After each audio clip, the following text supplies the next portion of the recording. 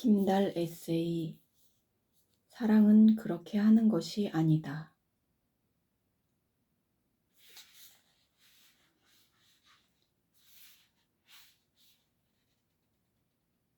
사람 보는 눈이 없다는 건 그저 나쁜 사람을 만난다는 뜻이 아니다. 자신도 아니라는 걸 알면서 그 관계를 끊지 못하는 것 또한 사람 보는 눈이 없는 것이다. 정확히는 다른 사람이 아닌 나 자신을 보는 눈이 없는 상태이다. 애초에 상대방이 나에게 호의를 베푸는 것 자체가 나는 당신을 이만큼이나 신경 쓰고 있다라는 뜻이다. 그런 뜻으로 나에게 한 제안이라면 예의상 거절하기보다는 그냥 받는 편이 권한 사람 입장에서는 상대방을 훨씬 더 편하게 느낄 것이다. 이 사람은 누군가에게 받는 게 아주 자연스럽다, 편해 보인다. 그래서 주는 사랑을 받을 줄 아는 사람이구나 라고 무의식 중에 상대방은 느끼게 된다.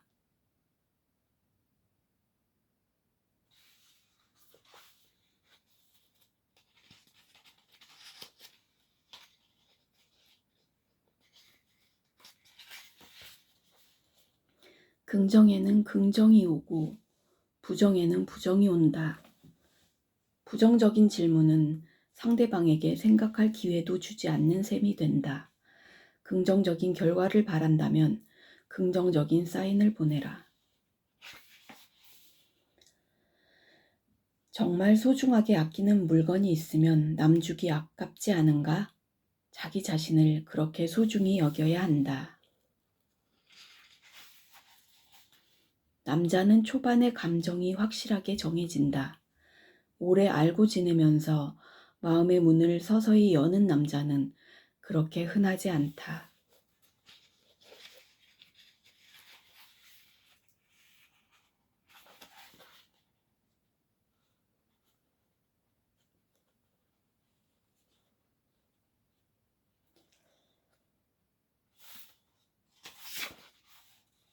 식당에 갔을 때 앞치마가 있는지 먼저 물어보는 남자를 본 적이 있는가? 거의 없을 것이다. 흰색 와이셔츠나 비싼 상의를 입지 않는 이상은 평소에 앞치마가 있는지 여부를 신경 쓰는 사람은 드물다. 기억을 더듬어 보면 앞치마가 필요한 상황에서 먼저 앞치마를 달라고 요청하는 쪽은 대부분 여성일 것이다. 주문과 동시에 직원에게 앞치마가 있느냐고 물어보고 그걸 받아서 자신이 하는 게 아니라 상대 여성에게 주는 사람. 여성으로서는 세심한 사람이라는 인상을 받을 수밖에 없다. 한 가지 추가 팁을 이야기하자면 상대방이 당신은 앞치마 안 하느냐고 물어볼 경우 저는 원래 안 해요 라고 말하는 쪽을 권한다. 만약 2개를 받아서 자신도 하고 상대방에게도 주면 배려를 느끼기보다는 마치 자신이 필요해서 달라고 한 것처럼 느껴질 수 있다.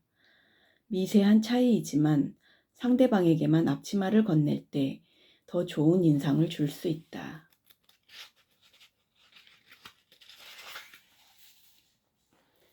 그냥 사랑하는 사람한테는 내가 가진 것을 전해주는 데서 그친다면 운명의 상대를 만났을 때는 내가 정말 괜찮은 사람이 되고 싶다.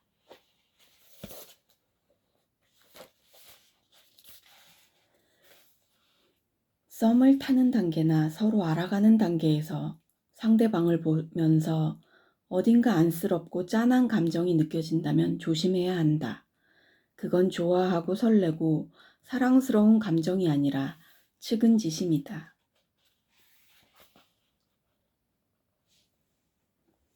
싸울 때마다 먼저 사과해주고 손을 내밀어주고 피식 웃음 짓게 해주는 남자라면 진심으로 당신을 사랑하고 있다고 여겨도 된다.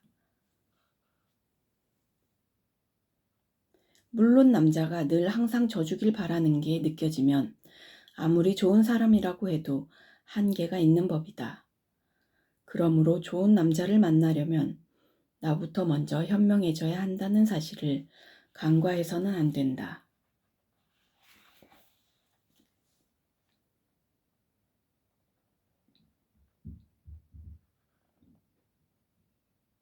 결혼뿐 아니라 연애에서도 책임감은 아주 중요한 요소다. 사귀자라는 말에 우리는 왜 의미를 부여하는가? 그 말에는 관계에 대한 책임이 들어있다. 그런데 상대방이 나에 대한 책임을 얕게 생각하고 있다면 그 관계는 순탄하게 흘러가기 힘들다. 그러므로 결혼 생각이 없다고 말하는 건 시작도 하기 전부터 내 약점을 보이는 것과 다를 바 없다.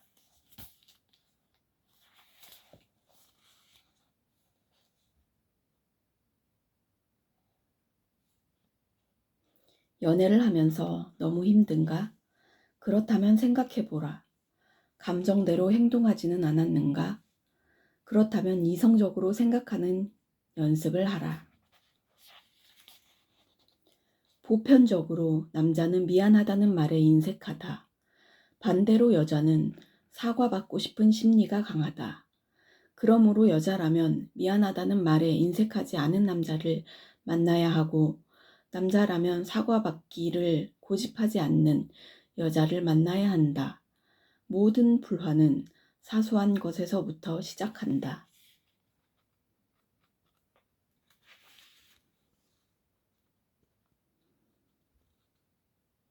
지금 관계가 삐걱거리는데 결혼만 하면 문제가 다 해결될 것이라고 착각한다면 더 끔찍한 악몽으로 스스로를 몰아넣는 꼴이 될 뿐이다. 사랑이 식은 현실을 회피하고 싶거나 돌아서는 연인의 마음을 다잡으려고 결혼을 밀어붙이는 것만큼 위험한 일이 없다. 선생님은 결혼 생활을 행복하게 꾸려가기 위해서는 3가지를 명심하라고 했다. 맞춰 살아라. 이 얘기는 많이들 하는 말인데 여기서 중요한 건 서로에게 맞춰 살고자 하는 의지가 있느냐 없느냐이다. 어떤 시련과 고난이 닥쳐도 서로에게 맞춰 살려고 하는 의지만 있으면 이겨낼 수가 있다. 항상 배우자의 편이 되어라. 살다 보면 나의 부모님과 배우자 사이에 불화가 생기는 순간이 올 것인데 이때 배우자 편을 들어야 한다고 했다. 선생님은 단순한 고부 갈등 이상의 격한 상황이라도 함께 있는 자리에서만큼은 배우자 편을 들어야 한다고 강조했다. 사실 나는 뭐 그렇게까지라고 생각했지만 이유를 들어보니 과연 납득이 갔다. 부모와는 핏줄로 이어져 있지만 결혼은 서로 남이었던 사람들이 같이 사는 것이다. 부모는 따로 찾아가 설득을 하면 충분히 이해할 수 있지만 틀어진 부부관계는 되돌리기가 힘들다. 그렇기 때문에 같이 있는 자리에서만큼은 배우자 편을 들어야 한다. 욕망을 절제하라. 선생님은 결혼 후 다른 이성 보기를 돌같이 한다는 게 생각보다 힘든 일일 수 있다고 강조했다. 살다 보면 부부의 삶이 어떻게 갈릴 것인지는 욕망에 대처하는 태도에 달렸다고 했다. 같이 살다가 어느 순간 그 욕구를 이기지 못하고 나쁜 길로 빠지는 사람이 있고 그 욕구를 어떻게 해서든 이겨내서 가정에 충실하게 사는 사람이 있다. 인간이란 욕구를 이겨내지 못하고 타락하려는 그 순간 지금 배우자와 함께하는 걸 불행이라 생각하고 색다른 욕구를 즐기는 걸 행복이라고 착각하기 쉽다고 했다. 그저 지금 삶 자체가 지겨워서 절제하지 못하는 것인데 말이다. 그러나 시간이 흘러 예전을 되돌아보면 무료하다고 생각한 그 삶 자체가 행복이라는 걸 느낄 수 있다. 오랜 세월 가정에 충실하면서 살다 보면 이렇게 사는 것이 과연 행복인가 의구심을 갖다가도 결국 불화나 갈등이 없었으므로 나중에 그 자체가 행복이라는 걸 깨달을 수 있다고 했다. 인간은 본능적으로 자극을 느끼기 시작하면 더 큰 자극을 원하고 그 다음부터는 또 더 큰 자극을 원하게 된다. 그 결과 관계는 파탄나고 회복하기는 불가능하다. 이것을 명심하지 않으면 당신 곁엔 아무도 남아있지 않을 것이다. 선생님의 말을 듣고 나니 그동안 정리되지 않던 감정들이 명쾌하게 정리된 기분이 들었다. 서로 맞춰가려는 의지를 가지고 항상 내 편에 서며 욕망을 절제할 줄 아는 사람을 만나야 하고 나도 그런 사람이 되어야 한다. 그러면 좋은 관계가 지속될 것이고 운명이 바뀔 것이다. 당신은 지금 뭘 향해 살아가고 있는가?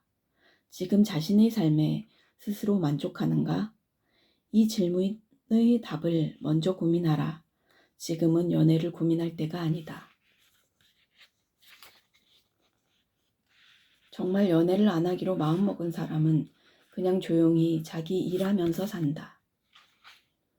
구구절절 다른 사람 만나기가 무섭고 두렵다고 말하는 건 그만큼 연애에 관심이 많다는 뜻이고 스스로 준비가 안 되어 있음을 인정하는 셈이다. 상대방이 변하지 않는다면 그건 사람이 변하기 어려운 게 아니라 그 사람이 고칠 생각이 없는 것이다.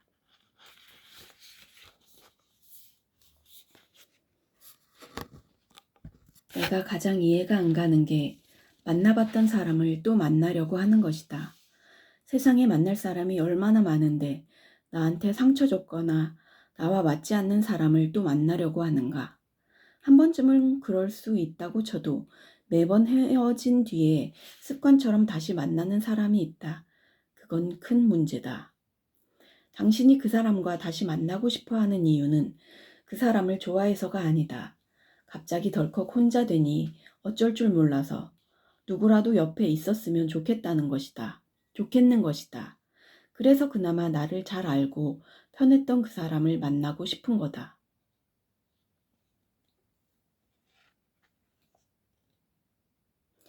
솔직히 지금 주변에 괜찮은 사람이 있다면 예전 그 사람이 생각이라도 나겠는가?